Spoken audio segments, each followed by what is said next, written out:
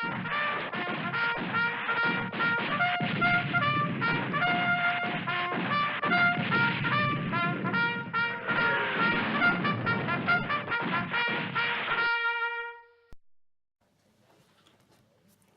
guys, and welcome to Matt Hill Scar Models. Today we're going to be looking at some kits that have been brought into my local hobby shop. These kits have been brought in regards to trying to combat the rising price of the Airfix range, which we try to get younger modelers to have a look at, but also us guys who also like to build 1/72 scale kits. I do, for the fact of the variety in 1/72 scale is a lot better than in 48 scale in injection molded plastic, and also in regards to the cost. Now, I know it's probably the way things are going with the economy and stuff, but Airfix kits are now starting to creep up, you know, well over the $20 Australian mark, which is good in one direction for some of their new tooling, but some of their older kits at the same prices, it's just a little bit disappointing, and it can be a put off to some younger modelers. The kits I'm going to have a look at now are in between the $16.95 and $22.95 range, and I'm just going to give an honest opinion of these kits. In my opinion is not what we call an expert opinion, but been modelling for a little while, so we'll have a bit of a look, and then we'll go across and we'll see what they look like. If anyone wants to see one of the kits built, leave a comment in the comment box below and we'll run through them, and I'll build one for whoever wants to build it, and we'll have a look. There's one of these kits particularly that I was going to build anyway, which interests me. But anyway, enough of the jibber jab. So the kits we're going to be looking at are these ones by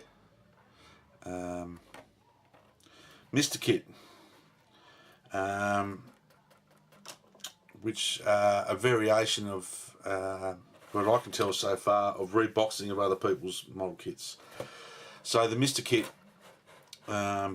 company is a Polish company. They used to do some of their own tooling, which is very, very crude, plus some retooling of some old frog molds from the 60s and 70s, which some of those are very crude today, and also not very well molded. They sort of get that molding in a very cheap Yugoslavian, Russian, Eastern European plastic, and no offence to anyone from that part of the world, just the plastic just doesn't seem to be the same as what you get from Tamiya or Meng or anything like that. The plastic is a lot higher quality. Some of the plastic in these kits do remind me of some of the Airfix new tooling, which was injection mold in India, which is that sort of really heavy, soft plastic. But what we're looking at now is the Fleezer Storch. This is the all new kit on the bottom of the box there, as you can see.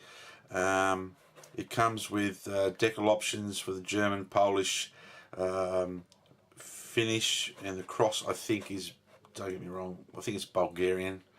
If I got that wrong, we'll find out later on the box. It's a very sturdy box. It's the box is quite big for what's inside it, I can tell you that now, but just showing you an option for the Polish version, and just some basic different bits and pieces on the side. We'll open it up. Now, I've already opened this up before. We've got clear parts here, which I'll take out of the bag. We've got a set of colour instructions. We've got our kit sprues, and once I get out of this box, it never works for you when you're on camera. You've got some decals, 3 sheets of decals. So the first thing we'll do, we'll have a look at the instructions, the D instructions. And one thing I've noticed with these kits has been looking for, the instructions are quite good. Just gives you a basic general information on the kit itself, and then they all fold out in that sort of style. We're not going to get it on the camera,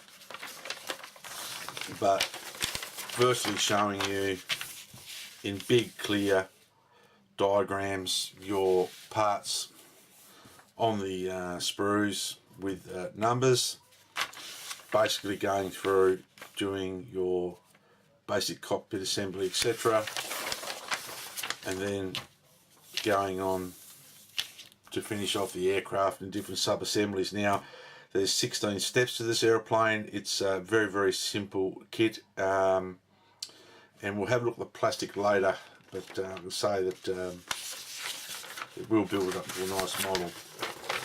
Now this is the other thing I wanted to show you guys. This is the markings option, which is done in colour, which I do like, but unfortunately they don't give you all these options, which is a shame, especially with the Norwegian Air Force one. That would have been a kit that I would have built straight out of the bag. It looks fantastic. So out of all these kits, we have only got a few options that we can model, and nowhere in there is the version that was on the box, which I'm pretty sure is the Bulgarian Air Force. It's not here. We've got Bulgarian national markings, but we haven't got anything. So we've got Rommels aircraft. We'll just go back to the decal sheet. We've got Rommels aircraft, the Polish aircraft, the Hungarian aircraft, the Swedish aircraft, and we've got the captured Russian one. So that is what we have got in this boxing. So it's set A, basic decal set, and then we've got these different ones here say decals on request. So whether you can order them, I'm not too sure.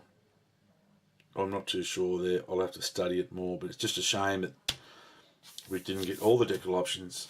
But in saying that too, we'll go now, while we're talking about decals, we'll have a look at them.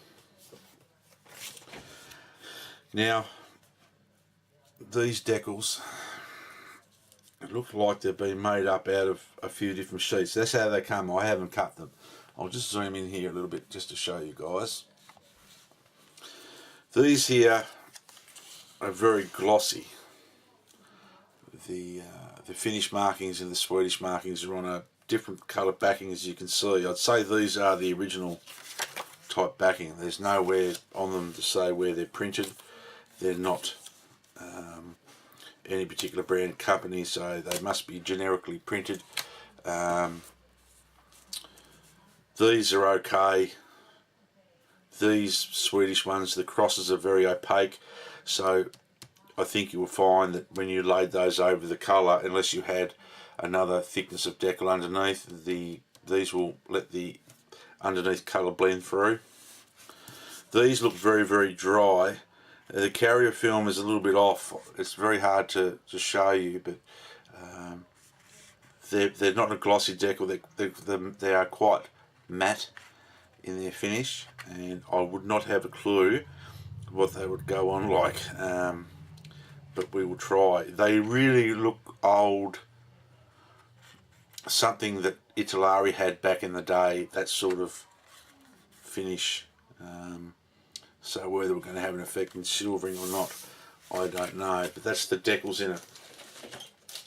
Now the sprues themselves, and I'll show you, we've got three basic sprues. I'll just zoom out a little tiny bit. Now, the reason why I know this one's a reboxing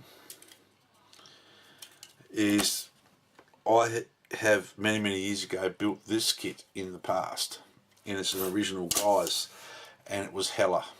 This is a Hella moulding, which is still good. This has got just a few seam lines through some of the wing spars.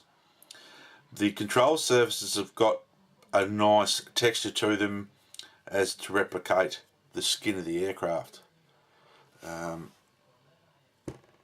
I don't know whether you'll be able to see it or not, but they're fairly flash free. Some nice detail. Some of the detail in the bottom seam here will be lost, not unless it's a perfect fit. I can't remember what it's like. And the wings.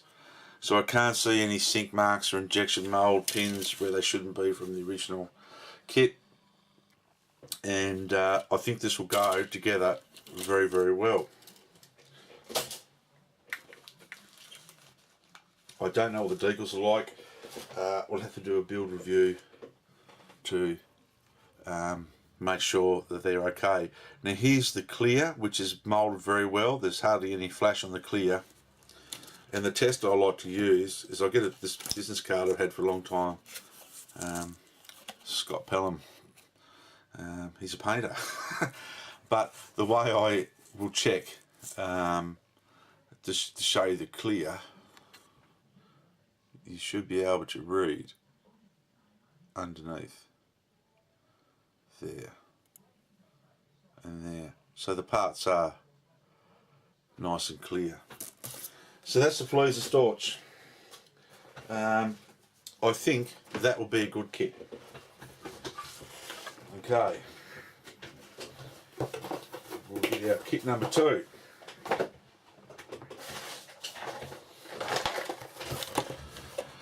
Kit number 2 is the P36 H75 Hawk. This is another one of their kits. Now, this also says it's got markings for Polish, French, Finnish, French, German and American. We'll open the box up, we'll have a look. Nice bit of box art on the front, actually, I don't mind that. But inside here, we have got a set of instructions, our parts, which some of the parts are broken off the bag, and I'll have to tip this out this way to get the decals out. A set of decals. Now this kit, and I won't go into it too much, this kit is a very old tooling from somewhere. Now correct me if I'm wrong, I don't know if I am right on this, but I think it's an old Revell mould. I don't think it's Frog. I can't remember Frog ever being so heavy on the rivets. There are a lot of rivets in this kit. It reminds me of the early Airfix kits from the 60s and 70s. But the parts are moulded, it's very thin. You can see the bend there, look. Which in turn will, take that bit of flash off there, allow, if it goes together all right, very thin leading edges, which I do like. There's nothing worse than having a very thick leading edges. It looks like the wing's about 2 foot thick in scale at the end. But for a beginner, that probably wouldn't bother you.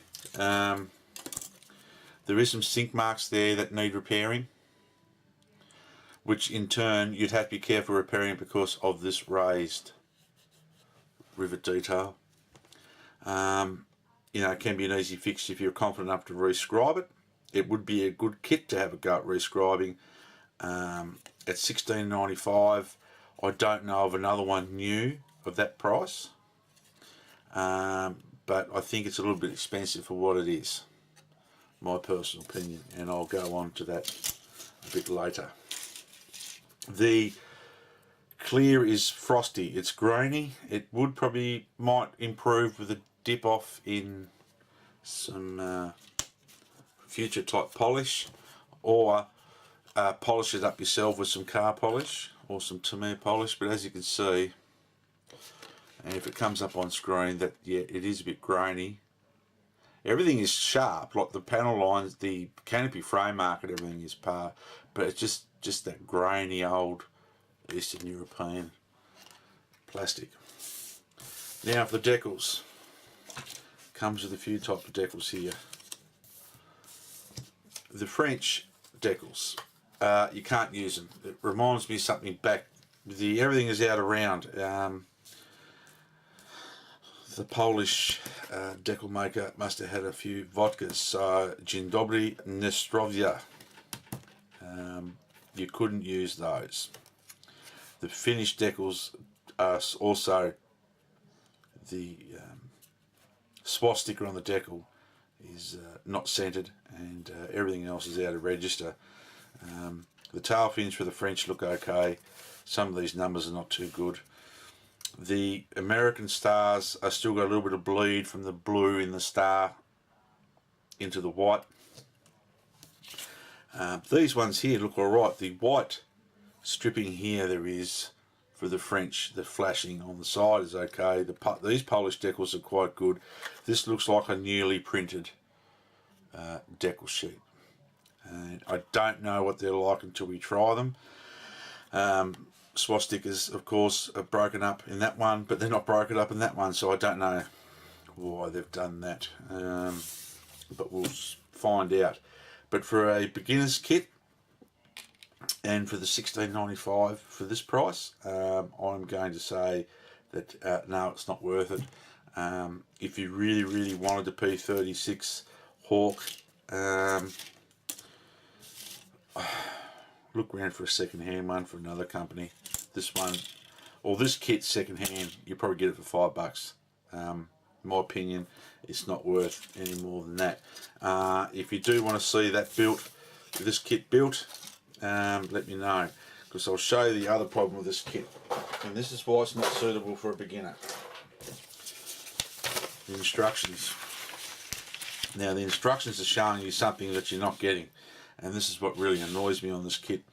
The first thing which is annoying is the cockpit's nothing like that, but it's telling you that the numbers on here, and I'll zoom in just to show you, this is the whole instruction sheet. It's a heap of junk. Just let me come in here a little bit. So it's telling you part 12, which is the controls for the stabilizers and everything on the aircraft, is part 12. Actually, part 12 is one of the wing guns on this part. And nothing from here matches up to the numbers on here, on the rest of the instruction sheet. This is virtually what they're showing you here, and I'll zoom back out. Is a completely different to what you get in the model. It's showing you here the guns moulded into the wings and things like that. You don't get any of that, nothing at all. So this must be for another kit, but it's nothing for what you get in the box. And for that simple reason alone, it is not worth it. It's a piece of junk. But I do like the way they still do the instructions. You get the American version at Pearl Harbor with a couple of Japanese kill markings on it. Now I don't even know whether they use them at Pearl Harbor.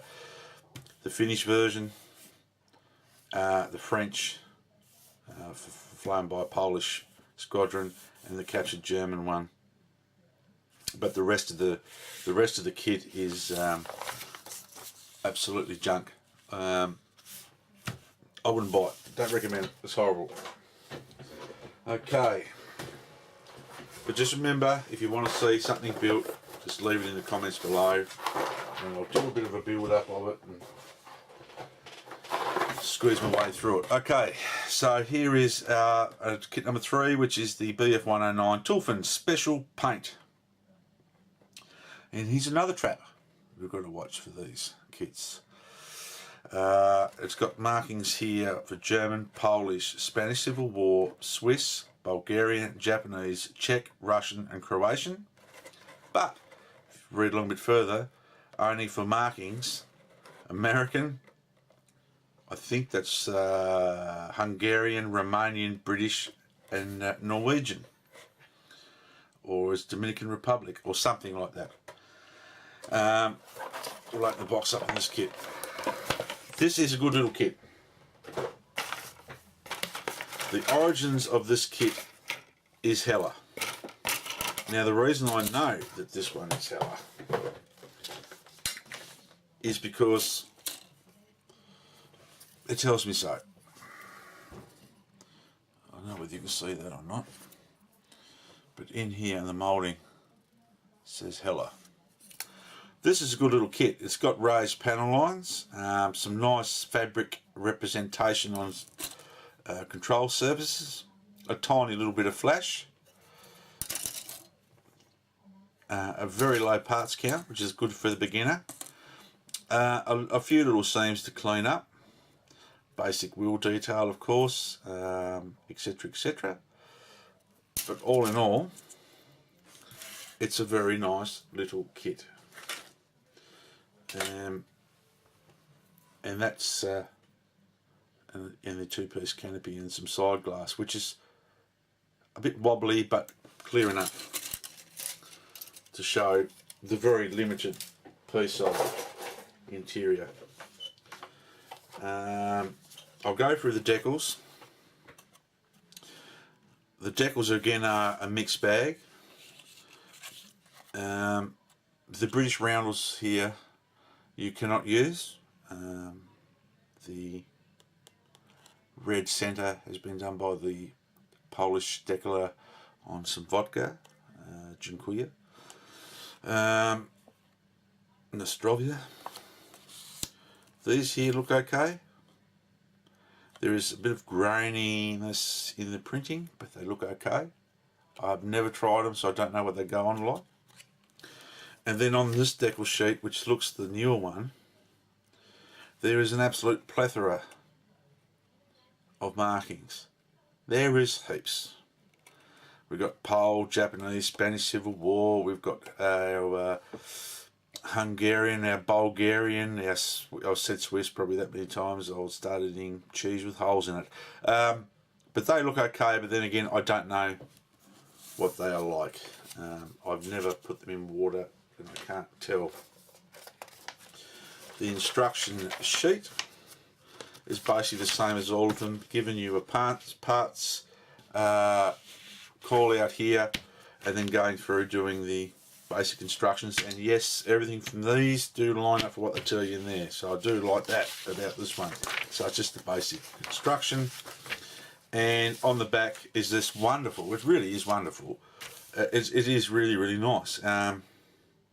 You know, we've got all our colour call-outs down here as well, but here is all the versions of this little Taifun, and a lot more than what was ever available in the original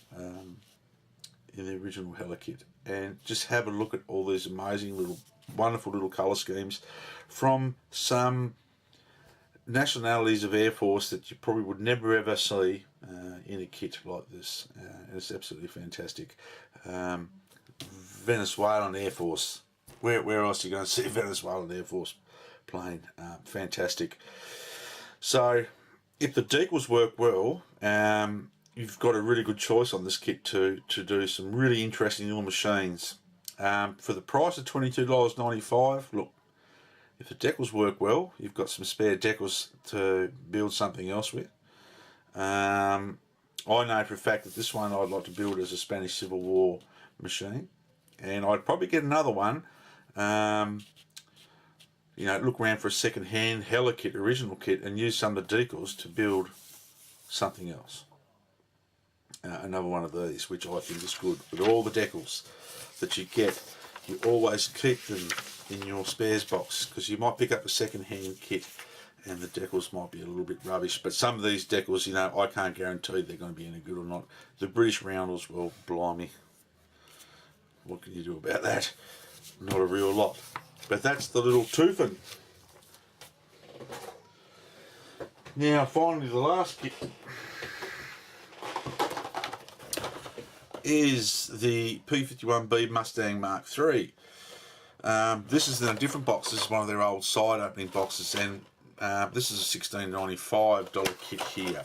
What I was disappointed in this one was nothing came in bags. Everything was just in there like that.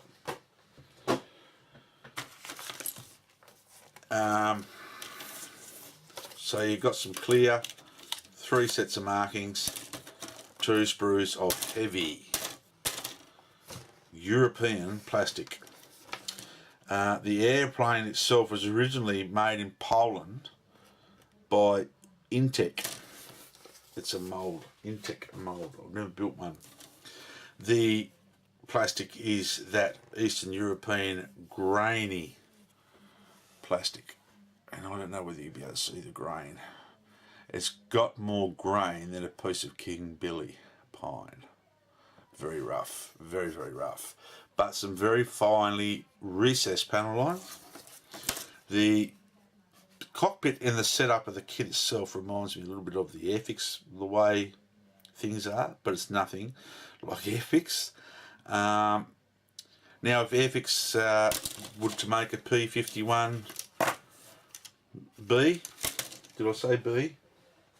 P51 Mark III. Yep, RAF Mustang. I'd buy that instead of this one. The canopy is the Malcolm type Bowles canopy. It's nothing special. You've got 2 sets of decals. These numbers look okay with the lettering. The rest of them you throw out. They're absolutely garbage. Absolutely garbage. So to build this kit you would need a aftermarket set of decals, which normally costs $12 or whatever or more. So you're better off buying a Airfix or a Hasegawa or whoever made that kit, and I'm not too sure who has made it. I have got this kit to build. I've got the A36 to build, sorry, in 1/48 scale. These don't look too bad. This little decal sheet here with some shark mouth decals, they don't look that bad, but whether you'd be able to get the to conform around the aircraft or not, I don't know. We'll have a look at the instructions. I'll put that somewhere. So basically, again, with these instructions is the same setup. Showing you parts layout and then showing you the kit. I mean, they're very clear. You can't go wrong with these instructions. They look very, very good. Explaining what pieces are as you go. These ones giving you call out on the parts as they go, colour call out, etc. Just the kit is not the best. And on the back we've got our colour diagram. Nowhere in this one is there shark mouth decals for any of these versions. The invasion stripes have to be painted on, which is not a bad thing, but not one for the beginner. I think you'd be better off getting the older tool, which is still around about the same price, Airfix, but you can't get that particular Airfix model in this Mustang 3 version, which I think is the Allison engine machine for something. But that's it, guys. That's our kits.